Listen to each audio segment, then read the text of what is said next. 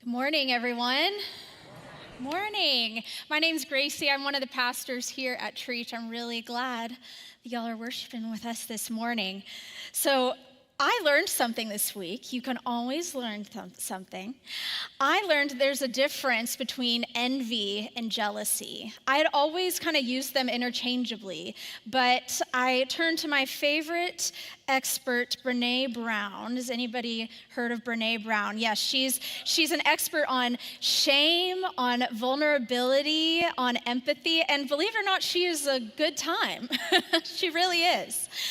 And she describes the difference between envy and jealousy like this. She said, envy occurs when we want something another person has, but jealousy is when we fear losing a relationship or a valued part of a relationship that we already have. So you see, there's a difference. They maybe shouldn't be used interchangeably. Envy is more between two people or two parties that I want what you have, and sometimes it's, and I don't want you to have it anymore. Not always.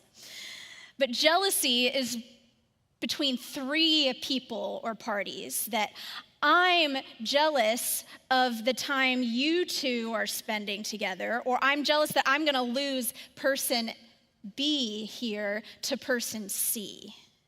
You see, there's more dynamics with jealousy. And we've all experienced both envy and jealousy. We see the trips people are going on. We see our neighbor with the new car, and we think, man, I want what they have. That's envy. But jealousy can have a little more spice to it, a little more drama. It comes from maybe anger or sadness or fear. There's an underlying emotion that comes with jealousy. So I remember in college, I met this friend my second year of college, and she had just transferred in. And she was so fun. We had the best time that first semester, her first semester, my first semester of second year. Anyway, she was so much fun. In the second semester, she joined my sorority. And of course, everybody else also loved her and thought she was so fun too. And I thought, wait a minute, she's my friend first. My friend first. And she became really good friends with one of my roommates who was in my sorority. And they had similar majors and so similar schedules, so they were always in the library together. And I was like, are you going to take my friend? And I started getting a little jealous. These two friendships that were really both important to me, I started thinking negatively about both of them because I was getting so afraid. I was thinking about that one friend. She always does this. She always swoops in and shows what a better friend she is than the other friends in their life. She always does this. I started blaming her. I started thinking negatively about her. When she would walk in the room, I would think, look at you. Just taking friends. When we're jealous, it's really hard for us to think objectively, to think clearly. Jealousy, I hate to admit this, but it stems from an insecurity of some kind. An insecurity of the stability of our relationship, or an insecurity in our own self-confidence or our own self-worth. Maybe I'm not as valuable as I thought. An insecurity of, is that person actually trustworthy? Jealousy, it's a natural feeling. We can't prevent, I don't have the secret to never being jealous again. We're human beings, we're gonna get jealous again. And Brene would say that even a small dose of it is a healthy part of a relationship because it kind of spurs you on to be like, oh yeah, I'm not gonna take this for granted. But I bet you've been like me where you've gotten that jealousy in a friendship. I was friends with her first. Or jealous at work Why is your coworker getting all the attention for that project? Your project was bigger. You've worked at this company longer, and he's getting all the attention? He's getting a promotion? Excuse me? We're jealous, maybe, of our spouse's new friends and hobbies that, man, I wish they loved me as much as they love golf. Or like the story today, sibling rivalry, anybody? Of course, my brother can do nothing wrong. He'll never get in trouble. We listen to these lies of jealousy, and we're unable to see clearly that we're actually scared, or we're actually angry. We're angry at our boss for not seeing us. We're scared that maybe we aren't as likable as we thought. Or we're sad because we miss spending time with that person. Or maybe we're angry at our parents for not sharing attention with us. Now, Joseph's story, it reminds me of, it would make a great limited series, like on Netflix or Hulu maybe. I love a limited series because it's longer than a movie, but you get cliffhanger points, and that keeps me going. I can't watch a movie for 2.5 hours, but I can for some reason watch a 10-part series in 4 hours. I don't know how that happens. But if you're like me, then you'll love this Joseph story, because every week where you think, what's gonna happen? How is that happening? And it's all right here in the Bible. I think we forget that we have these kind of dramatic things that happen right there at our fingertips. I mean, there's crazy things that happen in the Bible and in Joseph's story in particular. Everything you can think of, and things that you would never think of. So I'm really excited to get into Joseph's story. It's particularly dramatic. And just so we're all on the same page of who Joseph is, yes, there's a Joseph who's Jesus' earthly father. That's New Testament Joseph. We're talking about Old Testament Joseph. And Joseph is one of 12 sons. Their dad is Jacob. And Joseph's mom is Rachel. And Rachel is Jacob's favorite wife, which is another sermon, but we don't have to get into that. Joseph is one of 12 sons. He's not the oldest, he's the 11th son. He's this 11th son of Jacob. Jacob, who is the one who had the dream about the ladder, Jacob's ladder. Jacob, who is the one who tricked his brother Esau and got his inheritance. Jacob, who wrestled with God and got renamed Israel because of how he wrestled with God. Jacob, who's the youngest son of Isaac. Isaac, who's the son of Abraham, the son that Abraham was promised in his old age.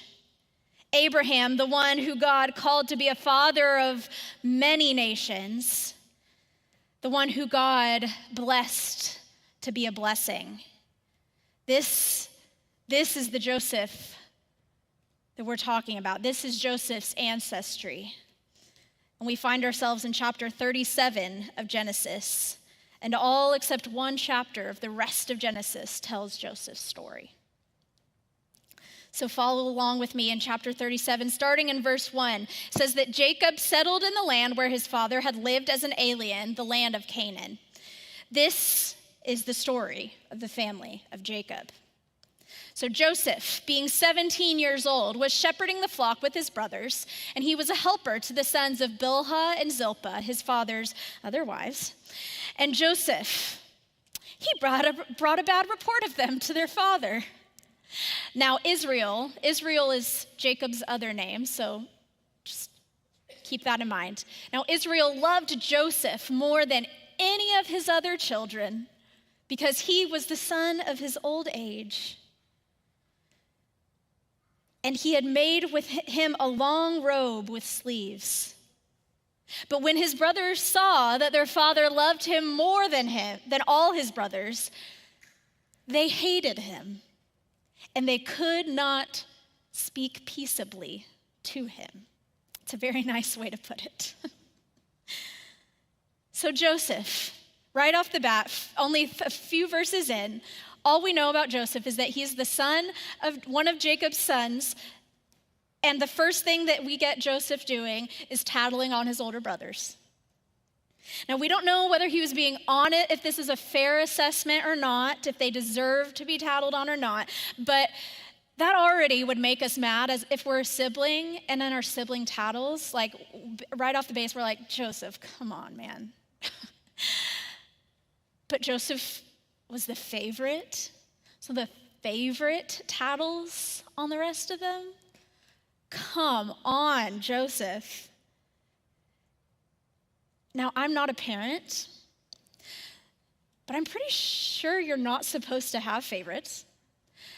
And I'm pretty sure you're not supposed to make it obvious if you do have a favorite. But Jacob made it pretty obvious because he skipped over all his sons and he said, Joseph, here's this coat for you. I got it just for you. And I bet you Joseph wore that thing all around when he was shepherding and running to tell his dad on them. So I also want to say, my translation said long sleeves, and some of you might be thinking, where's the Technicolor dream coat that we're talking about? I hate to break it to you, that's kind of an old translation. So it's like, if you translated the Hebrew to the Greek, that's where the Greek took it to mean many colors, but for some reason the Hebrew, it means long sleeves. Either way, it's a really fancy long robe, is you get the gist. You can still think of it as many colors. I'm not going to ruin that for you. But it was very obvious, a very obvious depiction of Joseph being the favorite. It was clear to all the brothers, clear as day, that he was the favorite, even though he was not the oldest, which was often the case. But not only was he dad's favorite, but he told their dad, hey, the rest of them aren't doing a good job at their job. So of course they hated him, right? He flaunts it all around, and then he goes and tattles on them. They were jealous of him, of the attention, of the favor that he got from their dad, Jacob. Because on some level, every one of us as a child, we know we wanted our parents' attention. Sibling rivalry is the classic example of jealousy. And as a reminder that what jealousy is, it's different from envy. Jealousy is when we fear losing a relationship that we have to another person. The brothers, perhaps they were afraid of losing the relationship with their dad to Joseph. But as we said before, jealousy is a symptom of insecurity. Jealousy is a symptom of insecurity, and they were insecure then about their relationship with their dad. They were jealous of Joseph, but really, they were probably more angry or sad about their relationship with their dad. We've all been there, where we've misdirected our anger or our frustration at one person when really we're mad about the other. And I'd wanted to stop at that verse 4 because of how it ends, where it says that they all hated him so that they couldn't even speak peaceably with him. It's a really nice way to say they probably couldn't see him without getting really angry. You've been there. I've been there. We're just the seeing that person in the room just makes your blood boil. You can't think of anything nice to say. You can't fathom being in the room with them, and here comes Joseph tattling. So you'd think maybe Joseph, reading the room, knowing that his brothers all hate him, might do something to alleviate this, but you would be so misguided. Let's pick up back in verse 5 and see what Joseph does instead. So once Joseph had a dream, and when he told it to his brothers, they hated him even more. He said to them, "Listen to this dream I dreamed. There we were, binding sheaves in the field, and suddenly my sheaf rose and stood upright, and your sheaves gathered round it, and they bowed down to my sheaf." And his brother said, "Are you kidding me right now? Are you indeed to reign over us? Are you indeed to have dominion over us, Joseph?" So they hated him even more because of his dreams and his words. And he had another dream. And you'd think, Joseph, maybe don't go tell this dream. No, he said, "I'm going to tell this dream." He had another dream, and he told it to his brothers. And he said, "Look, I had another dream. The sun, the moon, and 11 stars were bowing down to me." But when he told it to his brother and his father and his brothers, his father rebuked him and said to him, "What kind of dream is this that you've had? So indeed, shall we indeed come, I and your mother and your brothers, and bow to the ground before you?" So his brothers were jealous of him, but his father kept the matter in mind. So either Joseph can't read a room, or he doesn't care. I don't know which is worse for him there. Joseph had to know he was the favorite. He got the coat, guys. He got the coat. Jacob didn't hide it, and Joseph didn't hide it. And now he's telling them dreams that he's had that symbolize them bowing down to him. I mean, come on. Joseph is so not blameless here in the jealousy that his brothers have for him. He is provoking them, as my mom would say. Don't provoke him.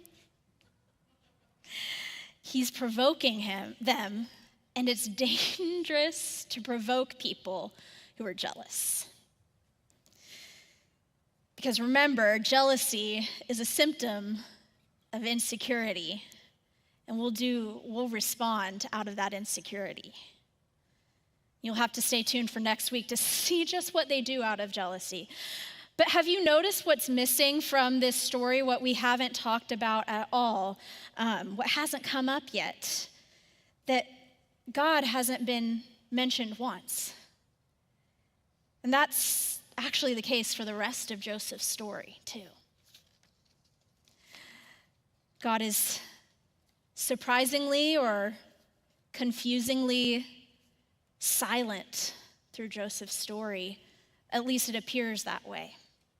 Perhaps this is indicative of how Joseph's family got to this place of such jealousy, such favoritism, such discord and insecurity. That I don't mean to say that being jealous means that God isn't present with you, or that God isn't in your life, or that you don't have a good relationship with God, or that you aren't connected to God. That's not what I mean. But that being jealous is an indication of the insecurity. And that insecurity probably tells us that we're having some trust issues with God at the moment. And it's not bad, but it just tells us something. It tells us that we're feeling a little insecure, that we don't feel completely safe. Jealousy is a symptom of insecurity, but we have security in God. Security in God means that we trust who God is. We may feel insecure about our own self-worth, about our own value, but God made us and said that we are very good. Maybe we feel insecure about our relationships with our friend, with our spouse, with our kids, but God will always be there for us. When we're secure in God's love for us, it's easier for us to feel secure in ourselves and our relationships. We have that trust that we have that grace built in that I'm sure it's not what I think it is, or it tells us something that security bleeds out into the rest of our lives, just as an insecurity would bleed out into the rest of our lives. God's love is abundant. It's not a limited resource, it's an unlimited resource. It's not that once God gives love to us or to somebody that there's less love than left for us. Like that's what our brains try to tell us with jealousy, that because they have more time with them, that means there's less time with us. But love is an unlimited resource. It's not divided up like a pie. It's like a fountain that never runs dry. That's God's love for us. It's the same as our love for other people in our lives. It's an unlimited resource that we can be secure in. We're secure in love, the abundance of love, that love is not a scarcity. It's not something we're going to run out of. It's not something anybody in our life is going to run out of, but it's an abundance. And we can be secure in that. And when we're secure in that, we have all that we need. This Psalm 91, paints a beautiful picture of the security that we have in God. Psalm 91 says, "Those who live in the shelter of the Most High will find rest in the shadow of the Almighty. This I declare about the Lord. He alone is my refuge, my place of safety. He is my God, and I trust him." This paints a picture of the safety and security of God. We can take shelter in God. We can find comfort in God, even if other people let us down or give us reasons to be jealous. And we might have Josephs in our lives. We are secure in God's embrace, in God's shadow, in God's refuge. That's where we can be comforted of pain, of anger, of sadness, of the fear we feel. Jealousy is a symptom of insecurity, but we have security in God. Now, we can't stop jealousy from showing up, but we can decide what to do when it does. Jealousy doesn't mean that we're bad people. Like I said, we're all people. We're all going to get jealous because we're human beings and we have feelings. It just means that when jealousy shows up, that, something is being triggered in me. There's a feeling alert. What does this mean? So when jealousy, we start to feel it creeping in, we can take a chance to pause, which I know you're all thinking like, oh yeah, me, when I'm jealous, I always think clearly enough to pause. But it's practice. We can try pausing and noticing and going, okay, wait, what is this? What am I actually insecure of? What am I actually afraid of? And then we can take that and name that insecurity and offer it to the one who offers us the ultimate security and safety and love. We offer it up to God. We don't, because just as we don't compete for or have to earn God's love or have any reason to be jealous of God's love, we don't have to compete or be earning or seeking the love from other people in our lives. We don't have to be jealous of that. Love isn't a scarcity, it's an abundance. So the next time you feel that jealousy, and maybe it'll be this week, I hope not, but